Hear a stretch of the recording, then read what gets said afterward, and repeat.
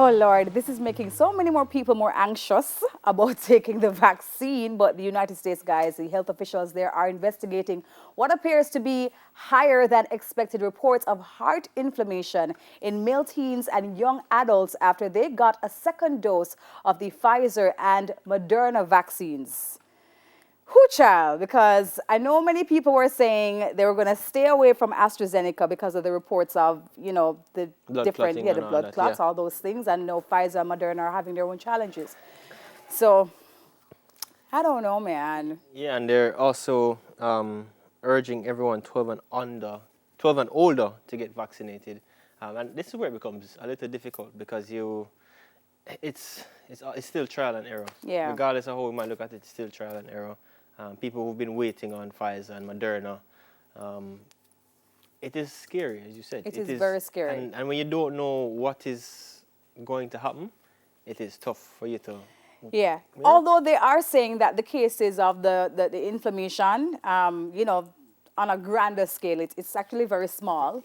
But Yeah. it's still a report. It's still a report and of still lives. Yeah, Still lives. exactly, Still lives. exactly. And I was reading as well that they're going to, be looking more at the causes of this. And there's a new strain, I believe, called Delta. Yeah. Yeah. So, whole heap of things that's making us all anxious COVID's about still moving. this. COVID's still COVID moving. is time. You pack up, need to go home now. Yeah. And you're speaking about anxiety, tension is growing outside the Meadowrest Memorial Gardens in St. Catherine as disgruntled mourners are unable to bury their loved ones as workers at the cemetery have gone on strike. So everybody, as we say, everybody wants more money, and I think in times like these, everybody's going to advocate for getting more money. You're working, sometimes you feel like twice as hard.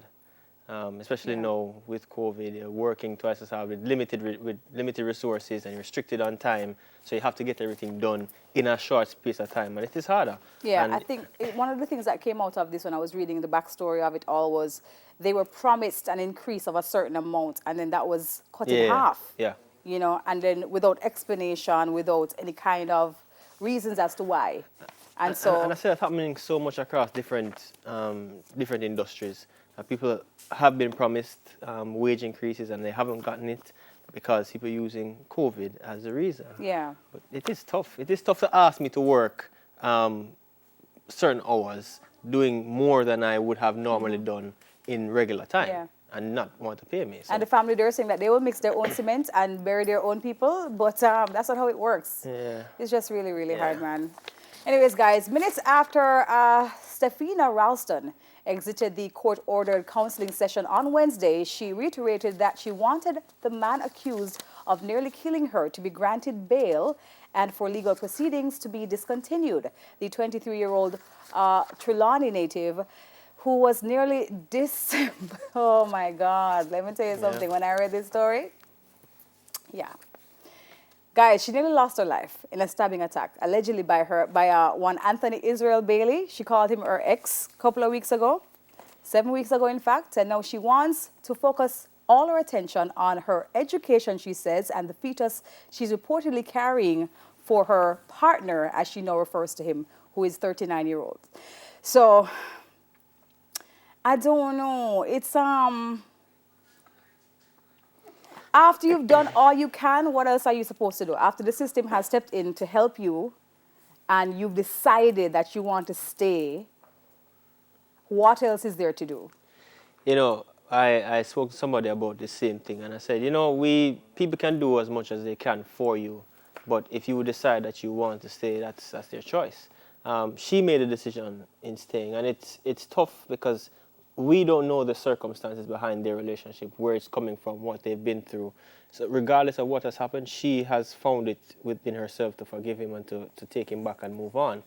We are not in a position to make any kind of judgment. We can stay on the outside and say whatever we want, but for her, this may be her place of comfort, her person of comfort, because she's said it, he's helped her with this and helped her through life, and she feels endowed to him, and it is hard to take that away from somebody, even though their life may be in danger. You understand? And I pray more than everything else that there's some coming to her senses. I think one of the things that scared me about this story is that she made this decision after the first counseling session. So the sessions didn't even happen long enough for her to kind of understand what's happening with her. And I think the counselor had said that in circumstances like this, the victim, the person who is, you know, on the receiving end of all the abuse, has to make the decision that they need help. So you can't introduce help or inflict help onto them. You can't force help No, you onto them. can't force them to get help. And I think, as you mentioned, counseling, that's something that it over time kind of opens your eyes to the real possibility of what you're into. Exactly. One session will never be enough. We'll never do that. You know, because I've gone to counseling, and after the first session, I'm saying, oh, yeah, I'm good. But then after a while, or you may even go in a state of defense. Yeah, it because is. when the counselor starts pinpointing things that maybe you need to take responsibility for, yes, I know. you're going to feel like somebody's coming at you. And you don't know my life. Who are you to come and tell me these things? So, I mean, it's tough. It's tough. It's tough to read. It's tough to witness. I hope she'll be okay. And I hope that this baby that she has now, because she's pregnant, will also be okay. You said she's pregnant? She's carrying a fetus. She's pregnant. Interesting. Well, Debbie mentioned it. A coronavirus variant first detected in India in February has now gone global. Popping up in dozens of countries and raising fears that the strain may spearhead a wave of infection that could overwhelm healthcare systems, reverse reopening plans, and even potentially undermine the rollout of vaccines. Boy, COVID. I'm tired. I was going to say this. I'm tired. Just insert Marion Hall right here for me, please, because I don't know what else to do. I don't know what else to do. I've tried staying inside. I've worn the mask. I've sanitized. And is it that we're going to be expecting a variant to pop up like every... Yeah, but that's the nature. months. But that's the nature of viruses, though. They evolve. They evolve. As time goes by, they adapt to the different things that we're trying to use to eradicate it. It eventually, like the Black Plague, it eradicated itself. And they're saying that this strain is worse than the alpha strain. Yeah, I mean, we'll have alpha, delta, beta, meta, we don't have omega, whatever. I just think it's a lot of unknowns. It's a lot of unknowns. It is. And it's just so worrying because you could just think, you know, you're there, you get your vaccine, you get your second dose, and you say, yeah, man, 3-week pass, I'm immune. And then no bops. You get a strain that is challenging other parts of you that you think, you know, we're fine. Well, whoever create this thing, remember I'm telling you. I don't think the person's here with us anymore. Remember I'm telling you. I don't think the person's here anymore. Whoever, remember I'm telling you. John asleep here.